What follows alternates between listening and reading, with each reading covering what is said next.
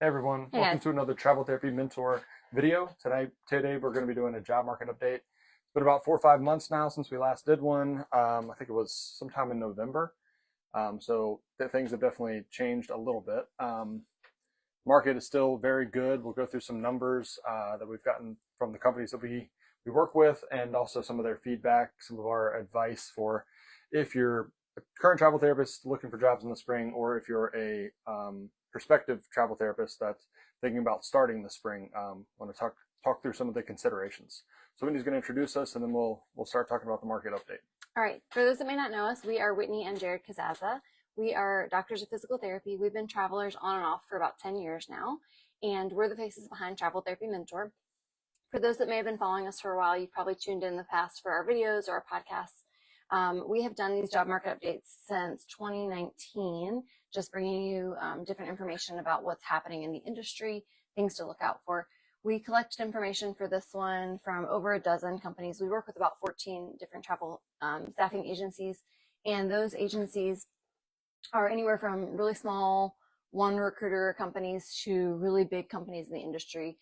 So we gather information from a variety of sources, recruiters, managers, company owners, CEOs, as well as our own insights from our background in working as travel physical therapists for many years and talking to hundreds of therapists. You know, we chat with lots of current and prospective therapists every single day.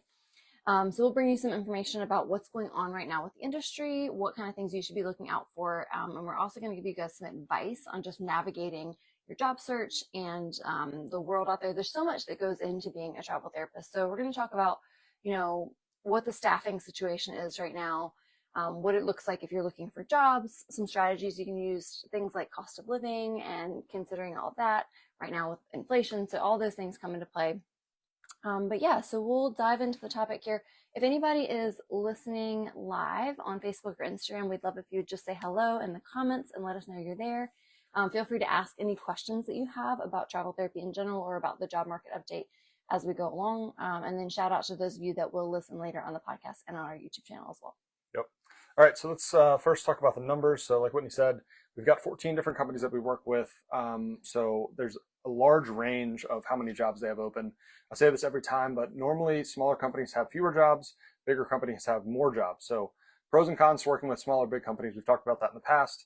But when you hear these numbers, there's a big range, and that's why, because the smaller companies usually have less connections, which means they have fewer job openings. So right now, the average number of jobs open, depending on the company, for PTs, somewhere between 400 and 1100. For OTs, somewhere between 150 and 350. For SLPs, somewhere between 150 and 300. But some companies that specialize more in schools have up to 800 jobs right now. PTAs, somewhere between 150 and 300, and CODAs between 50 and 175. So how does that compare to prior updates that we did? Pretty similar. PT, OT, SLP, very close numbers. Actually, a little bit of increase for PTAs and CODAs compared to November, the last time we did an update. So market is actually getting a little bit better for assistants, which is great because they've had a pretty rough time for almost 5 years now. So yeah, definitely a better time to be a PTA traveler than in the past. So when we say these numbers, what does this mean? This means that if, say, you're a physical therapist and you're looking for a travel therapy job and you go to your recruiter at any given company, that company may have anywhere from 400 to 1100 jobs open. Again, as Jared mentioned, some of the smaller companies probably going to be more in that 400 or 500 range, whereas the larger companies might have upwards of 1,000 job openings for you, just depending on how many connections they have. Now, it doesn't always mean that the bigger companies are better or the smaller companies are worse. It just means they have different jobs available. And we'll get into talking about that when we talk about strategizing and working with different size companies. They don't have access to all the same jobs. Sometimes it's going to be different. And this is really good to know as to why we recommend not working with just one company, but working with multiple, because they are going to have different jobs. So with that said, obviously, as you can see from the numbers, physical therapists right now have the most job openings, and it has been that way pretty much for the last several years. PTs have had a lot more job openings, you know, in some cases double what the other disciplines have, but we're still seeing a pretty strong number of jobs, you know, a few hundred throughout the country for OT and SLP. And as I mentioned, PTA and CODA has actually picked up a little bit. Next thing we asked all the different companies, how has the job market been in general for the beginning of 2025? And overall, most of them said still pretty strong demand, lots of job openings, still kind of a traveler's market, meaning that you have a lot of options if you're a travel, especially a travel PT right now, but even OTs, SLPs, PTAs, some codas as well. You have more options, which means you have more power in the market, more negotiating room, things like that. So definitely a traveler's market, still very strong, right up there with some of the strongest numbers we've ever seen, especially for PTs, but for all disciplines really. So things are improving, or not really improving, but they've been staying pretty consistent over the last probably year and a half, which is very good to see. Like back in 2022, when we were seeing these really high crisis rates, we were very nervous that we would see this like boom and then crash, kind of like nursing had. And really, that has not happened at all for therapy. We kind of had it kind of fell off around 2020, started to build back up in 2021. We kind of had a peak in 2022, and now it's almost kind of plateaued. Some of the pay rates are not as high, but there's still tons of job openings, which is very important for anybody that's thinking about traveling, trying to find a setting and a location that is good for you. Yeah, so we do these job market updates every few months, usually once a quarter or so. Try to do like 3 or 4 of them a year. And pretty much from 2023 to 2024 now into the beginning of 25, they've all pretty much said it's steady, which is a good thing, as Jared mentioned, because it's if you ask any travel nurses, they're not super happy right now because they kind of got used to this super crazy market where they were in such high demand and such high pay rates, and now nurses are getting cut left and right, and it's kind of this lull for nurses. And we're going to talk about that when it comes to staffing for therapy, because actually a lot of the nursing companies, because there aren't as much need for nurses, the nursing companies are having to pivot and try to work with therapists because the therapy market is still good and steady, which is a good and a bad thing. So we'll talk a little bit about that. But anyway, so it's a good thing that it's steady. It's a good thing that it's consistent. And the travel companies did mention that they did see kind of like a downward trend in the beginning of Q1, like after the holidays. And we talk about that usually around the holidays.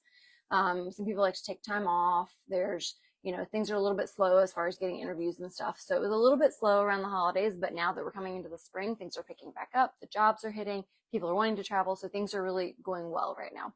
Yeah. And one thing to bring up here about the nursing, back in 2020, especially mid to late 2020, early 2021, there was a lot of animosity from travelers, travel therapists about travel nursing because they had these crazy high pay rates. And, people were like, oh, why am I a therapist? Oh, pay rates are so high for nurses, all this stuff.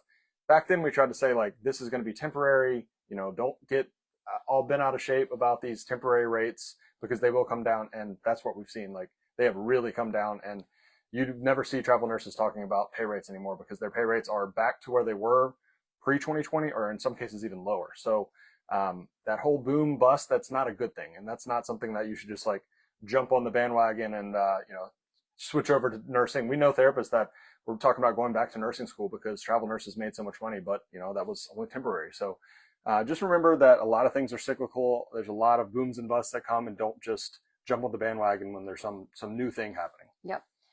So as we saw from the job numbers, strong demand for therapists of all disciplines, but especially PT.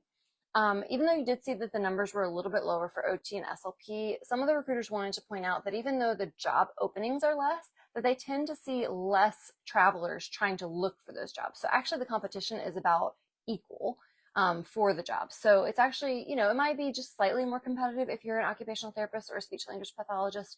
You might not have quite as many job options in the settings and locations that you prefer as PT, but it's still pretty strong. And they are seeing that OTs and SLPs are having luck getting placed. So it's a pretty strong market. You are in high demand right now as therapists, so this is a good thing. The next question we asked was, how does the current market compare to pre-2020, like the 2019 market? Because like we talked about, there's been a lot of things in flux since 2020. And basically, pretty much all the companies are now saying that it's a better job market than it was before 2020. Rates are consistently higher. There's more openings, more facilities accepting travelers, and they're more likely to guarantee hours. And we've seen all of that ourselves for sure. Pre-2020, average pay rates were significantly less, probably $300 to $500 a week less than they are now. So, of course, inflation hasn't been great since 2020, but at least the pay rates are also significantly higher than they were. And I don't think we'll see a lot of really high rates in the future, but there's not a lot of reason to believe that they're going to crash back down to where they were 2019 either. So hopefully it stays pretty steady. It looks like it's going to stay steady. It has been for a while now. So still a very good job market, better than pre-2020, which is a great thing for a therapist. Yeah, and this point here about there being more openings and more facilities willing to accept travelers, that's pretty interesting because there was a time, especially when we started in 2015, from like 2015 through 2019, or I guess through 2020, where there weren't as many openings, especially in outpatient physical therapy. And certain facilities just like wouldn't use travelers. So I think some different things have happened that have changed that. So I think with COVID happening and travel nursing becoming so much more common, that people became more understanding of using travelers and more open to using travelers. Also, as we know, 2020 just shook up a lot of things with staffing. A lot of people left healthcare altogether, and it left a lot of gaps in staffing. So there, in addition to that, we've also talked about this before with the outpatient physical therapy market. We think burnout is a factor. We think that reimbursement rates are a factor. People are not getting paid the way they want to get paid in outpatient. They're getting burnout. They're leaving outpatient physical therapy to go do something else. So there are more outpatient physical therapy openings than we have ever seen before. It's insane. Yeah. So they're in high, desperate need of travelers. Whereas back from 2015 through 2020, it was kind of hard to find outpatient physical therapy travel jobs. But now, if you're an outpatient physical therapist, there's tons of travel jobs. Yep. We got a question on Facebook. If you guys have questions as we go, feel free to ask those, and we will try to get to them as quick as we can. Enrique was asking about the PTA market. The PTA market actually right now is probably the best it's been in 5 years. So if you're a PTA thinking about traveling or you're a current PTA traveler, it's a pretty good time now. Even some new grad PTAs are able to get placed right now. So yeah. Yeah, and we're going to PTA go market's pretty good. a little more detail about that here in a few minutes. All right. So we talked about how it's been for the beginning of the year. How does it compare to pre-COVID? And then what do they foresee for the rest of this year? Because if you're someone who's thinking about making a change, maybe you're a new grad thinking about getting into travel therapy this spring, or you're a current clinician thinking about leaving a permanent job, you want to know, is it going to stay good, right? The good news is they don't foresee any changes. Like I said, it's steady. They foresee the rest of this year being really good. They foresee continuing to see consistent openings for therapists. From an agency perspective, they're mentioning that competition is fierce right now because there's a lot more, as we kind of alluded to, a lot more agencies trying to get into the travel therapy staffing space. So there's a lot more competition to get your business, which is a good thing for you, but it does create a lot of noise, I would say. There's just a lot of people just out there trying to sell you on things and get your business. Yeah. So it's very strong and it's very positive, but you have to be savvy in this market to make sure you're working with the right people. Yeah, the nursing companies moving into therapy has been a consistent trend for a little over a year now, and we have new companies reaching out to us like pretty much every single week now, trying to build a therapy base. They're trying to hire recruiters and they're trying to find therapists for their therapy jobs. So that's a good thing, but on the other hand, it's kind of a bad thing, and the reason is because whereas it used to only be like 30 companies that you heard about in the therapy world, now there are so many companies out there. We get questions about companies we've never heard of all the time. And when we interview these nursing companies moving into therapy, there's often not much to differentiate them, not much to make them any better. A lot of times they don't have VMS jobs. They don't have any exclusive contracts. They don't pay that great. Their recruiters are not very familiar with therapy. There's just like nothing good about them. It's just more except options. that they're eager. Yeah, I mean they're eager to. They're to get super eager, which is a good thing. And sometimes they are offering competitive rates to get you to switch from another company to them. So they're not all bad. I'm sure that there are people out there having good experiences with these companies that are new to the space. But we would just warn you to not be so eager to jump from company to company because it's going to cause you a lot of headache. Yeah. We encourage you to keep it simple. We have always recommended sticking with about 2 to 3 companies. Beyond that, there's diminishing returns. When you add a 4th, a 5th, a 6th, a 7th company, it just gets more confusing. You got more people calling your references. You got to fill out more paperwork. They probably don't have any different jobs than companies 1, 2, and 3 at that point. And again, some of these recruiters that have only worked with nursing in the past, or maybe they're just brand new to staffing, healthcare staffing in general, they're not going to have as much experience under their belt with how to navigate working with you. So you may not have as good of an experience with them. Yeah, and a lot of these nursing companies, they're very big. And one of the benefits, like we talked about in the numbers, of working with a big company is usually that they have a lot of job options. But the reason they have a lot of job options is often because they have a lot of exclusive contracts or they've made connections with these clinics over the years. These nursing companies moving into the space, they're big, which means they often can't pay as well. And at the same time, they don't have as many job options. It's like they kind of have the worst of both big and small companies. Usually you work with a big company and have job options. You work with a small company to get paid a little better. Some of these nursing companies moving into therapy, they kind of have the worst of both. So just be careful. Like when you're interviewing for these recruiters or these new companies, just keep in mind that very often it's not going to benefit you much working with this new company coming into therapy versus working with these companies that have been around a long time, that have all these connections, that have recruiters that know about settings, because that's something we notice too, is that some of these nursing recruiters trying to move into therapy, they don't even know outpatient versus inpatient rehab versus acute care. They don't understand these things, and it just puts you in a bad position when you're looking for jobs because they can't help you like someone that understands could help you. Yeah. So just, be a little bit wary. Again, if you're a nursing company that's watching this that has moved into the therapy space, I know that you guys have good things to offer. We're not saying it's all bad. I'm sure some of you therapists have had good experiences with these new companies, and sometimes they are offering competitive rates just to get your business. Yeah. But I don't think that you should be swayed to be jumping from a recruiter that you've worked with a long time just because someone's dangling something fancy in front of you over here that sounds really good. It may or may not be that great. For sure. The other thing I would warn you against is job boards. So there's so many more job boards out there now. Everybody's got a job board. And job boards sometimes aren't always as transparent as you think. Like they might have the pay listed higher than it actually is, or especially with these new nursing companies, because they're used to quoting gross pay. Things get lost in translation. You see this really high pay rate. Turns out it's gross pay, and the pay rate's actually significantly less. So yeah, very very often these job boards are either sometimes they're intentionally misleading or sometimes they're unintentionally misleading. But either way, either the job sometimes doesn't exist or the pay is way lower than it says. We see, I mean, people all the time complain to us about, I found this job on a job board. I went through all the paperwork to work with this company and this recruiter, and then they say, oh, that job's filled, but I can help you with another job. And it's like, what's the point? Because you went through all this hassle for this one job that now doesn't exist. So we see that a lot. People just jumping around, and now you're on 20 different email lists and call lists, and it gets overwhelming. Yeah, that's the hard part with the job boards is, sometimes if it's a direct client and you get in contact with the recruiter right away, and maybe all they need is like your resume to submit you, it might work out in time to fill the position. But quite often they're like, oh no, we need you to fill out the skills checklist, and we need to call your references, and we need you to do all these different things and all this paperwork. And by the time you've gone through all that, now that job is gone, but now they've got you. Now they've already called your references, and now they've already got you filled out all this paperwork, and you've gone through all this hassle, and now like at your side, you're on another list. Yep. So we would just encourage you to, be a little bit wary with job boards, with always like hopping around.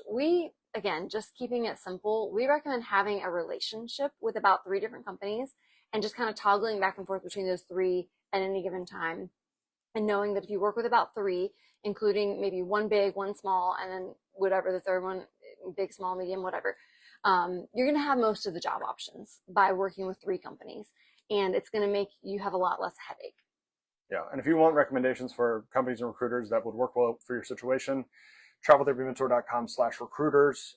We've got 14 that we work with now, companies. We've got about 55 recruiters that we send people to depending on your situation. And like we always say, there's no one size fits all. If you want acute care in California, our recommendations are going to be different than if you want outpatient in Florida. So companies have pros and cons. Companies have contracts that are better in some locations than others. So it's good to talk to someone that has experience, worked with a bunch of companies, interviewed dozens at this point, that can kind of point you in the right direction, because you'll have a much better experience with your travel journey. Yeah, as Jared said, we get contacted by companies all the time, and we have taken the time to interview dozens of them, hundreds of recruiters at this point, and we've narrowed it down to about 14 that we like to work with.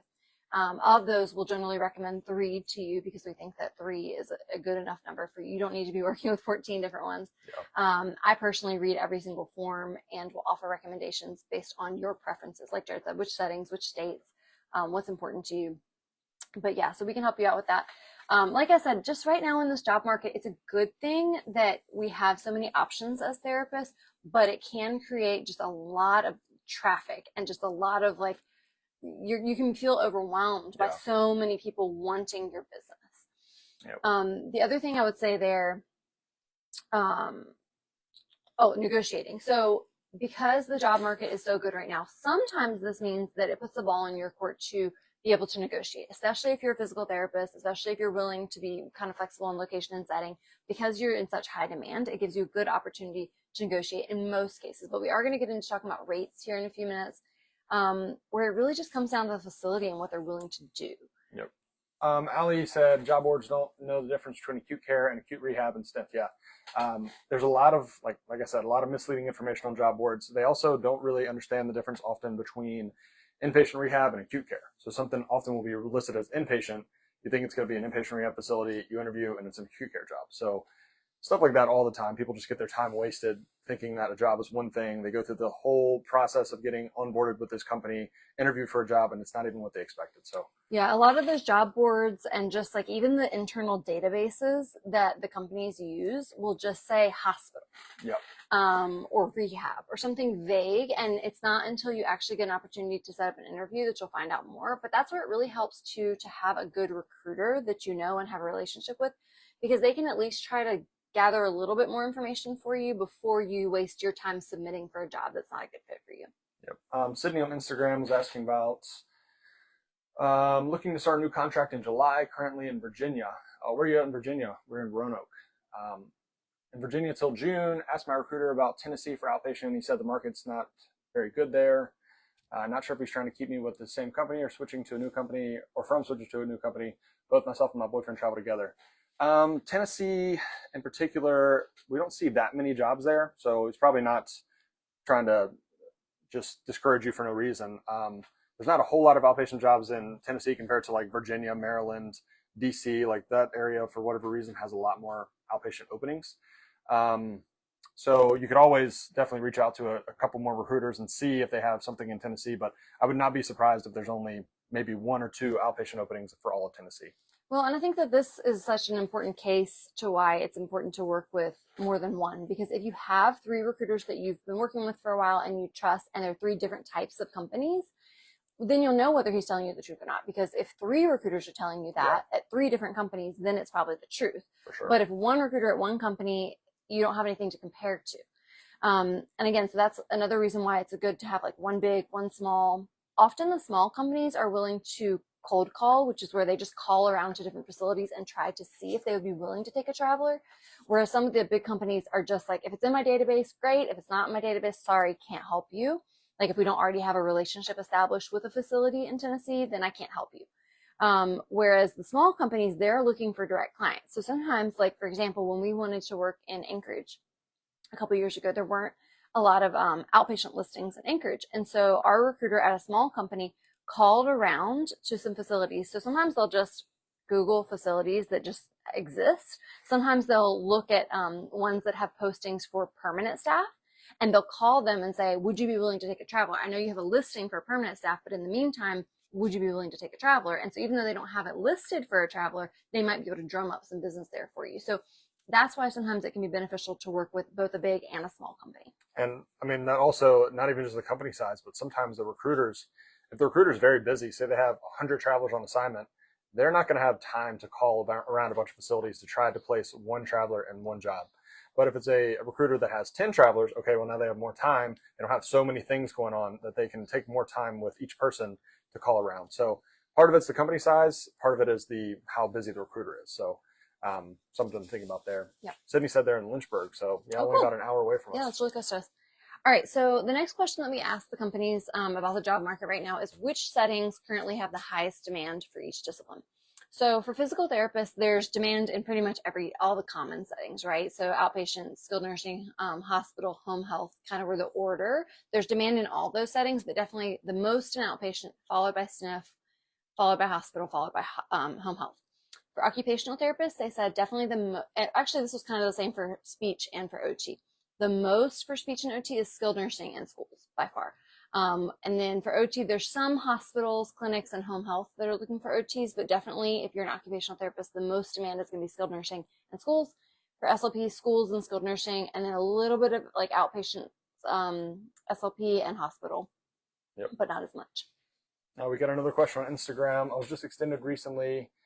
If all goes well, I'd like to extend 2 additional times. Do you recommend working at one site for 51 weeks and the time span of 2 years to maintain your tax home? Yeah, I mean, 51 weeks, I wouldn't say there's like a really hard cutoff, but you definitely don't want to work for more than a full year straight in any 2 year time span. So definitely a good idea to only extend 4 times. Don't go past that.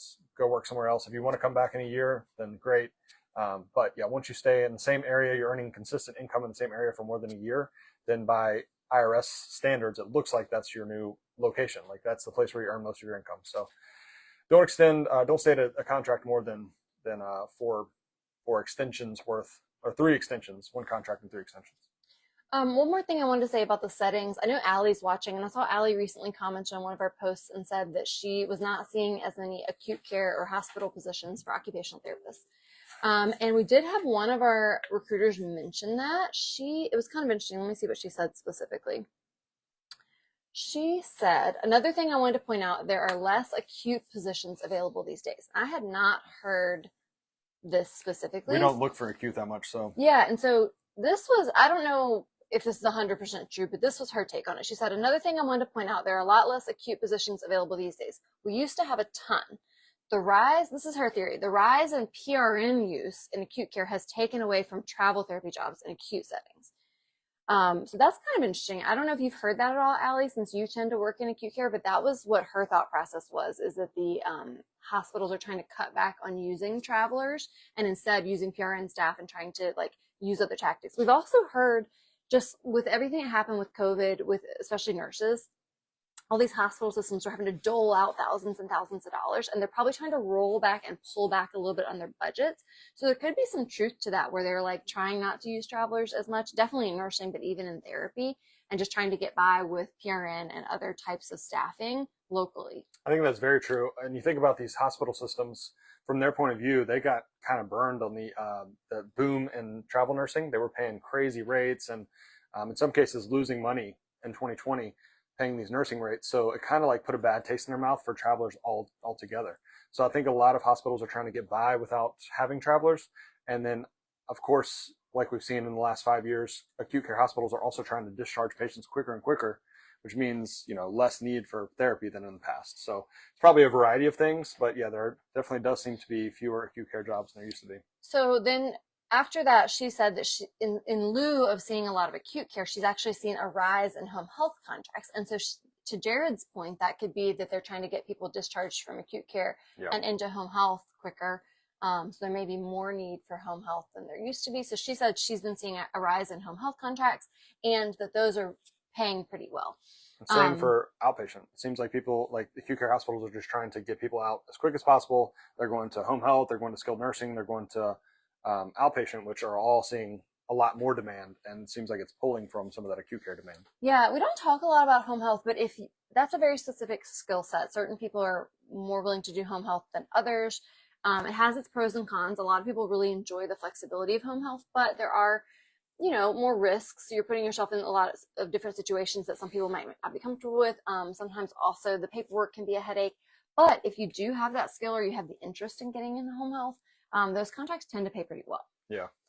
So if you are seeing, for your discipline that there's more home health listings, we always recommend, if you're trying to get experience in a new setting, try to go to a rural location that's willing to train you, even if you don't have the background. It'll also probably be a little easier caseload, as far as like not as many patients per day. In a rural setting, probably more driving though. So yeah, if you have any interest in home health, those do pay pretty well. Yeah. Allie says she has not seen a rise in OT home health. Yeah, so she didn't mention exactly which discipline she was seeing more home health in, but she just said more. All right. So next we want to talk a little bit about the rates.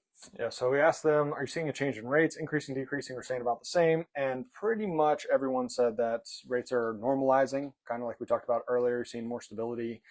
Less of those crisis rates are really high, less of the rates that are really low. Things are kind of converging around the median more. There was a time there in 2020, 2022, where you might see a contract paying $1,400 and then one paying $3,200, which is just crazy. And now you don't really see those really high paying jobs as much. You don't really see the low paying jobs as much. It's more more of an average level, which is better for the market in general. So yeah, definitely more of a normalization. Like we said, still paying more than pre-2020 levels for pretty much every discipline that we've seen.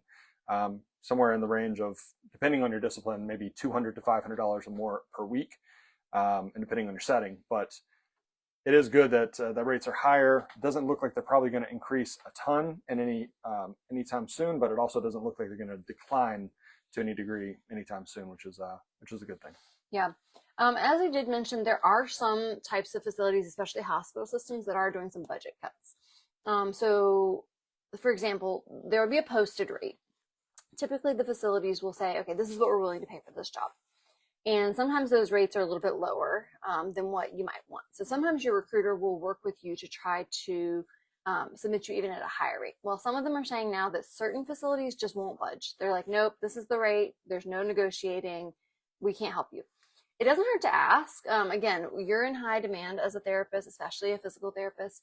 So it never hurts to ask if they could pay a little bit more than what's posted. But sometimes certain facilities are coming back saying like, no, we will not budge. This is just the rate across the board. And it really doesn't hurt if you have multiple options. So say you're looking Tennessee outpatient and you have 3 clinics that look great and they're all paying a similar range. You could easily be like, hey, well, I'll take one of these jobs if they pay $100 a week more.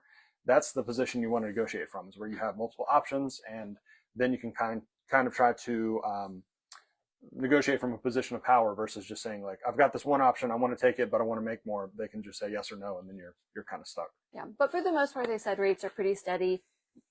No big fluctuations one way or the other. One of the companies did want to also mention that they're seeing an increase in fees, especially for the VMS or the MSP jobs. So the VMS is the vendor management system. It's like a database of jobs. And MSP is the managed service provider, right? Yeah. Service provider. Both those basically are just like a database that has the jobs. And so some of the companies have to pay a fee in order to access those jobs. And so some of these fees are cutting into the bill rates. And this particular recruiter said, as much as we'd like to say and believe that this doesn't impact the traveler's pay rate, it really does at the end of the day. And those fees can be 5, 6, 7% of the bill rate, which, yeah, I mean, obviously that's going to impact your pay. If, say, there's an MSP that a big company that has a job and they're sending it out to the smaller companies or the companies that don't have the job, and you want to take that job, but you're taking it with one of the other companies, well, now your company's having to pay this 5, 6, 7% fee to that company, even though you're not working with them, because the job is through them. So, and that's just for MSPs, but the VMS jobs, all those, they're going to pay pretty high as well, or they're going to have to pay these pretty high fees. So that's going to cut into your pay, like we've said for a long time. Ideal situation is you want to work exclusive contracts, because then you have more negotiating power. The jobs, they move along more quickly. Some of these VMS jobs, you get submitted and it takes 2 weeks to hear back or something crazy. Whereas if it's an exclusive contract, often you're hearing back the same day, maybe the next day. The pay rates are usually higher. Everything's kind of better with exclusive contracts, but of course, you can't always do that. If you're very picky about what setting or location you want to go to, you can't always just find exclusive contracts. But if you're working with the right companies for what you want, then you have a much better chance of finding those. Yeah, so as far as the terminology goes here, typically when we say exclusive, it means that they only work with one company.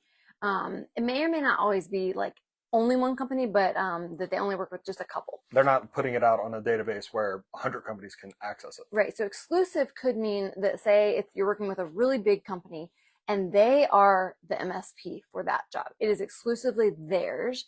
That means that because they're such a big company, and say it's a big hospital system, the big hospital system has agreed to primarily only work with them. We're going to only work with you. Now, if they can't fill the job, they'll pass it down to other companies to try to have the other companies fill the job, but they have to pay the fee to the one that is the exclusive, the managed service provider, the MSP. So in that case, it helps you to go directly through the big company because they don't have to pay the fee. But if they pass it on to another company, they're going to have to pay the fee. Yep. Now, another type of job, another terminology would be a direct client. Now, this means that, say it's a small company. Direct or exclusive. Yeah, say they have directly made a contract one-to-one with a facility. So this would say, like with Sydney's example, if she's not finding a job in Tennessee that she wants, and she finds a small company that's willing to call around all the listings in Tennessee, and they find a private practice outpatient clinic, and they create a direct contract with them without having to go through any MSP, no VMS, none of that stuff. They have a direct contract with them. There's not going to be any fees because they just set the rate. It's like the handshake, they just like the travel company talks directly to the manager of the clinic and they come up with an agreement and they don't have to pay any middlemen. Yeah. So direct contract or an exclusive contract, you're going to make the most money. All right. So as far as rates go, as we mentioned, the rates are pretty good. They're pretty steady. But we do also want to mention that obviously inflation is higher, right? So cost of living is higher. So we are hearing some travel therapists say, yeah, the rates are the same, or maybe slightly more, but cost of living is a lot more. And so how can I afford to be a traveler if I'm having to duplicate expenses, right? That's definitely a big concern that a lot of people have right now from a financial perspective. Yeah. The good news is I've definitely seen more and more of these short-term rentals that are being like either sold or they're being moved to like longer term rentals because they're not filling it up consistently. There was kind of a boom and bust in short-term rentals. If anybody was paying attention to the housing market in 2021, 2022, people were buying Airbnbs like crazy. The market was going crazy. And then now we're coming down for sure. And so some of the costs are declining. They're starting to get not back to where they were, but they're definitely coming down from the peak. So depending on what city, what location you're looking at, you see that more or less. There's some places like in Florida, Texas, where they had these massive booms in housing that are starting to decline now, where you're going to see a lot better costs in terms of short-term housing. Some places are still very tight. It just depends on what part of the country you're in. But it's important, with that being the case, that no matter where you're working, you need to be more savvy than ever in terms of your finances, because if you're having to go to a location where your short-term housing is $2,200 a week, well, you need to be smart about, about a month. You need to be smart about your other expenses, try to keep things fairly minimal so that you're not spending all of your money on just your travel expenses. And if you're in travel therapy to make good money in order to improve your finances, for example, pay off your student loans or, get ahead on your investments, your retirement savings, all those types of things, you need to look at both sides of the equation. So don't just be enticed by high bill rates and high pay rates. So you might look at this job in California and be like, oh my gosh, this job is paying, $2,500 a week. This is amazing.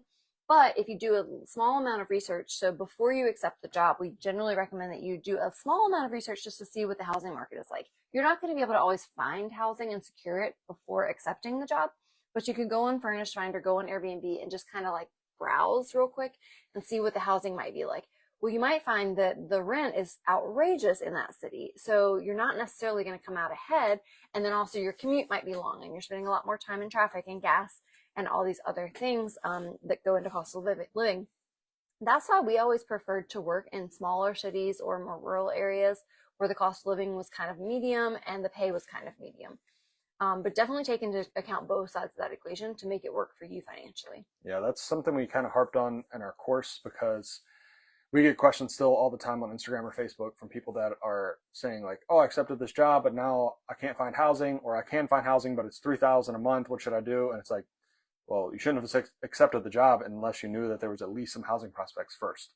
But some people don't know that. They go into it, they accept a job, and it puts them in a bad situation. They don't know if they should cancel the contract or just take these really, really expensive short-term housing options. So think about that ahead of time. Make sure that you're at least doing a cursory glance at the housing market to make sure there's some options before you accept a contract. Yep. So speaking of cancellations, we asked, the next question is, are you seeing a lot of contract cancellations for therapists? And the recruiters and the companies all said that generally there's not that many cancellations for therapists. It tends to be pretty steady. As far as like if they post a need, they actually do need you for the duration of that contract. As compared with other disciplines like IRL and nursing and stuff, they said there's higher cancellation with other disciplines, but therapy is usually pretty steady. Now they did say occasionally this time of year you might see where they'll cancel on you because they did hire a perm staff with new grads coming out of school. But in general, the cancellations have been pretty low. Yep. Next thing we asked about was new grads. A lot of students and new grads interested in traveling right now. So are new grads having luck getting placed for PT, OT, SLP? Pretty much the summary from all the companies was generally yes, especially for PT, sometimes OT. SLPs doing their CF year only in schools really, which we recommend as well.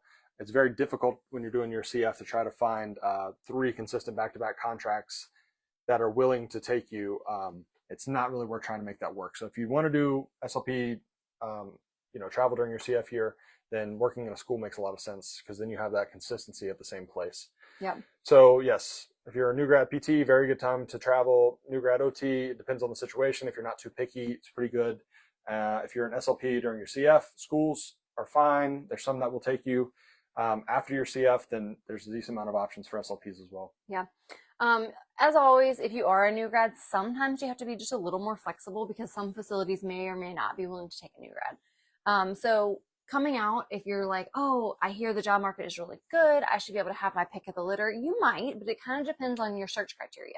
Depends on which settings and which locations you're interested in. You may not always be able to find your first choice in setting or location as a new grad, just kind of depending on what your first choice is. Maybe your first choice is easy to find, but maybe another new grad's first choice isn't. Yeah.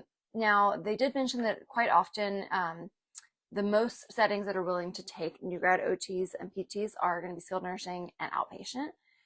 Acute and hospital settings are less likely to take a new grad because they quite often want more experience, unless it's a rural hospital. So we've had a lot of luck with like rural, small community hospitals, especially hospitals where it's so small that you float all the units. And that's actually a really good opportunity, in our opinion, for a new grad to get into one of those rural small hospitals. You kind of get your feet wet with a hospital setting, try out, the inpatient, the acute care, the ICU, and the outpatient department. And then that looks really good for your resume for when you're applying for the next travel therapy job. Yep. There's a good point Whitney made that, everything depends in travel therapy. And so it's really hard for us to give any sort of blanket advice to everybody. Because if you're a new grad PT and you want to take an outpatient job in California and you ask about how is it for new grads, it's wonderful. You'll find probably 75 clinics that want to take you as a new grad PT and outpatient. Whereas if you're a new grad OT that wants to work acute care in Florida, you're not going to have many options. So things are very context dependent, and it really depends on your situation. Yep. All right. So the next question we asked is, how is the job market for PTAs and CODAs? And we kind of alluded to this. PTA is really strong. In fact, a lot of the recruiters and company owners are saying it's the strongest PTA market they've ever seen. And that kind of just goes along with it being the strongest PT market they've ever seen, because some of the facilities just need physical therapy staff. In general, they might be more willing to accept a PTA if they can't get a PT. Again, it always depends on the situation. There are some facilities that really need an evaluating therapist. They can't accept a PTA over a PT. But we have seen some job listings where it's like, if you're a PTA, you could maybe try to apply and see if they could make it work. CODA, not quite as strong. In the job numbers, we did see just a slight uptick, but I think the general consensus is that it's just still relatively low demand for CODAs, unfortunately. Compared to other disciplines. And we did have one of the company owners tell us that unfortunately, with the CODAs, she was seeing just a lot more cancellations for CODAs. And with the higher cost of living and the low demand for CODAs, and that meant lower rates. And so for a lot of CODAs, it just ultimately ended up not being worth it financially to take these travel jobs if the cost of living was really high. Yeah. And they had a high rate of cancellation. That's something to really think about for PTAs or CODAs, especially CODAs. If you're working, say, a skilled nursing job where you're making pretty good money at a permanent job, the odds of you taking travel contracts, getting consistent contracts, finding housing that's affordable, all of that stuff, it might not be that great. So you got to be very careful before you leave a permanent job that pays you well to go try to travel and make more money, because in some cases you're not really going to come out ahead once you factor everything in. Whereas for PTs, for us, we always talk about if we took a job in our hometown, permanent jobs are probably paying between 75 and 80,000 a year right now. But as travelers, we could go make probably the equivalent of 160, 170 a year right now. So that case, it really makes sense. So again, everything depends. It depends on your discipline, what settings you're looking for, how much you're making at perm jobs. But factor all those things in before you just decide to travel or stop traveling or whatever. Yeah. The majority of travel CODA jobs are going to be in skilled nursing. And if you really want to travel, California is probably your best bet, because if you go ahead and get that license and you're willing to bob around different skilled nursing facilities in California, you're going to see a lot of opportunities. Or if you work in pediatrics as a CODA, you'll probably see a lot of school jobs in California for CODAs. Physical therapists, or PTAs, I'm sorry, skilled nursing is definitely going to still be your high demand there, but we are seeing more outpatient PTA jobs too. So if you have that skill set as a PTA, a lot more outpatient opportunities. And again, some of those outpatient PT listings, you could maybe even apply for and see if they'll take you. But it is generally, just more competitive, a little bit more competitive for assistants than it is for evaluating therapists. So quite often you do need to be willing to go where the jobs are. You can't always be quite as picky as an assistant.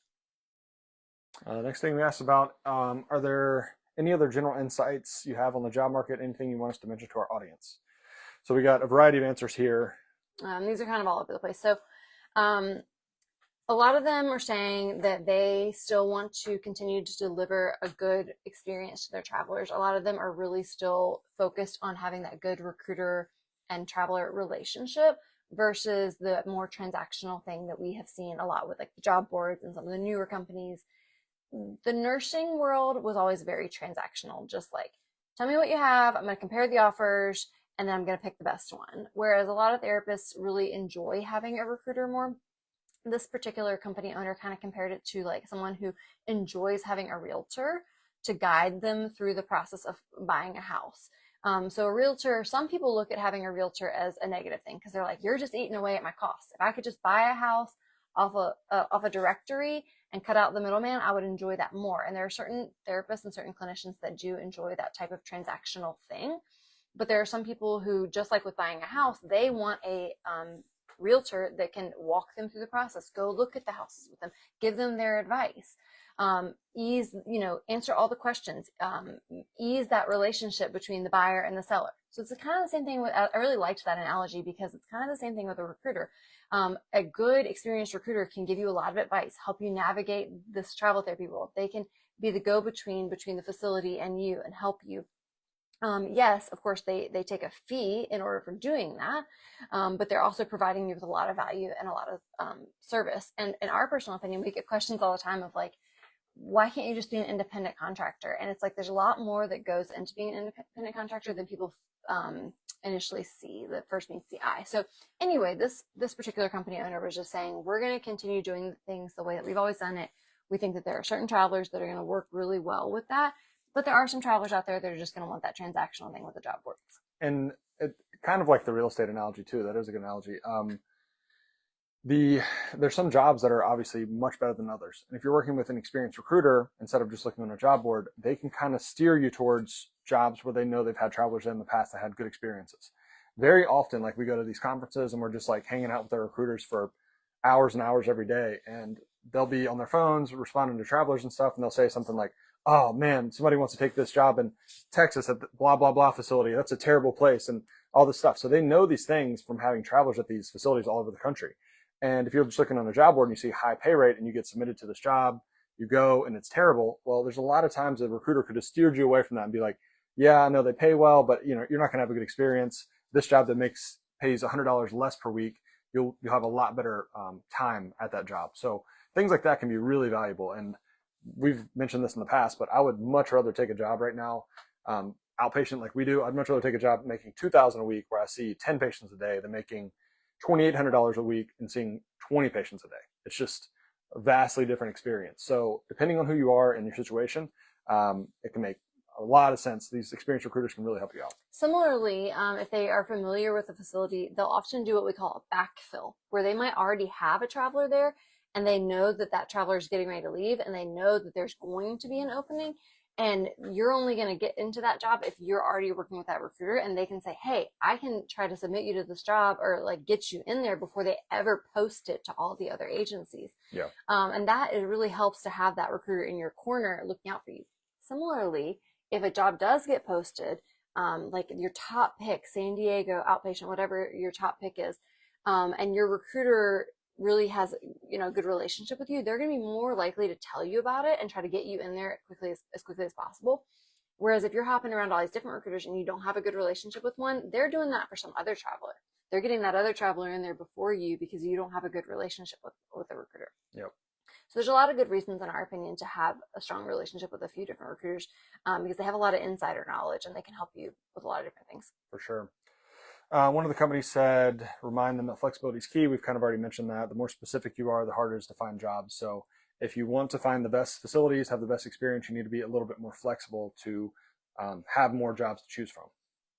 One of the smaller companies that we work with mentioned we have a ton of direct jobs that have interviews and offers within the same day, great pay, and willing to take you on for up to 26 weeks. So yeah, in this particular company we work with, we know they have a ton of direct contracts. That's kind of their bread and butter. They do a lot of direct business. They do a lot of cold calling. So for example, like with Sydney's situation, looking for a particular setting in a particular state, that's the type of company with a lot of direct jobs that we would send you to. Yep. Let's see. We already talked about that. Yeah. And then we had a couple of recruiters that were just saying there's lots of jobs right now. It's really the best time that they've seen to jump into travel therapy. If you're hesitant, they definitely think that it's a good time for you to jump into it. Let's see here.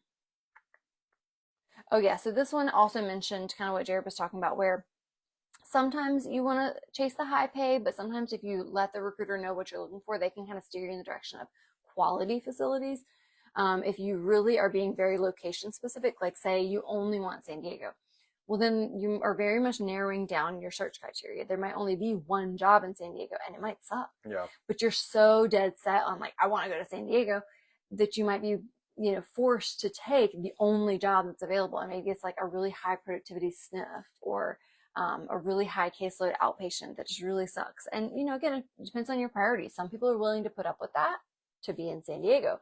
But some people are like, I'd rather be an hour outside of San Diego and have a decent caseload, and I'll go to San Diego on the weekends. And it's like, yes. Yeah, there's always trade-offs. So just think about that, because like we said, we would much rather have quality jobs that pay less, that aren't in exactly where we want to be, versus really busy jobs that are exactly in Denver or wherever you want to go. Yep. All right. So yeah, in general, just kind of a summary here, as we've talked about, it's a really good job market, high demand for therapists, especially PTs. I'd say probably the demand is like PT, then SLP, then PTA, then OT, then CODA, something like that. Probably SLP, OT, and PTA are kind of all right neck and neck. Yeah. With PT being the highest and CODA being the lowest. Yeah. It's really, the ball's in your court. It's a great job market, but you still need to be savvy. Even when it's a great job market, you still need to be using certain strategies. We would be happy to help you if you have questions about how to navigate certain situations. Feel free to send us an email, send us a message. If you do want help getting connected with some great recruiters that would be a good fit for your particular situation, you can fill out our recruiter recommendation form on our website. But yeah, it's a good time to be a travel therapist. We don't anticipate any dips anytime soon. So if you have been thinking about getting into it, we don't see a lot of volatility in the travel therapy industry. So we think that this year, next year, we don't see it going down. Yep. Yeah, it's a great time. Pay rates are pretty constant. Cost of living hopefully is starting to decline depending on the city that you're in, but of course everything depends on the location. But yeah, I mean, this is, if you're a traveler or you're a therapist that wants to get into travel, this is probably one of the best times you could possibly have to get into it. Yeah. Any other questions that you guys have? If you're watching live, feel free to ask us in the comments. I think we got them all. I think we covered them all. All right. If you are watching live or on the replay, we would just appreciate if you hit the thumbs up button. Let us know that you watched. Say hello. That way some other people can find the video as well and learn. Feel free to share it with a friend if they're thinking about getting started with travel therapy. Yep. All right. Have a great night, you guys, and reach out to us if you have questions. Yep. Take care.